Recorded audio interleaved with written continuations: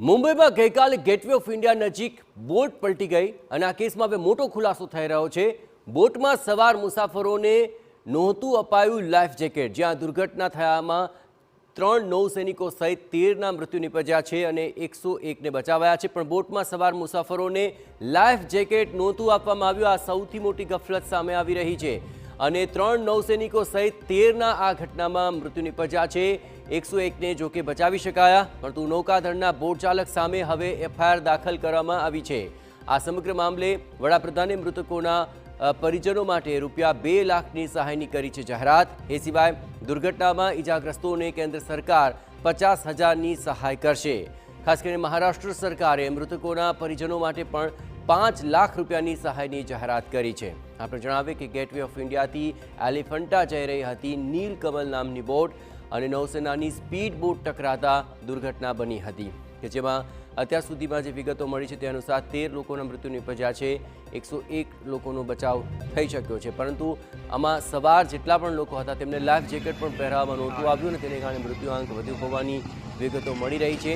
નીલકમલ નામની આ બોટ પલટી ખાઈ ગઈ અને આ ઘટનાના દ્રશ્યો સામે આવી રહ્યા છે, જે સમયે આ બોટ અથડાઈ અને આખી દુર્ઘટના ઘટી અને તેમાં અત્યાર સુધીમાં 13 પ્રવાસીઓના મૃત્યુ નિપજ્યા હોવાની વિગતો મળી રહી છે। આ આખી ઘટનામાં મોટી ગફલત સામે આવી રહી છે કે તેમાં સવાર લોકોને લાઈફ જેકેટ આપવામાં નહોતું આવ્યું અને તેને કારણે આ દુર્ઘટના ઘટી અને મૃત્યુઆંક વધ્યો છે, કે 101 લોકોને તેમાંથી બચાવી પણ શકાયા છે। 5 લોકો હજુ પણ લાપતા હોવાની વિગતો સામે આવી રહી છે। આ ઘટનાને જરા અલગ રીતે સમજવાનો પ્રયત્ન કરો કે જ્યાં ગેટવે ઓફ ઇન્ડિયાથી આ બોટ સીધી જ જે અકસ્માત સ્થળ છે તેનો આખો એક સિનારીઓ આપણે બતાવવાનો પ્રયત્ન કરી રહ્યા છીએ।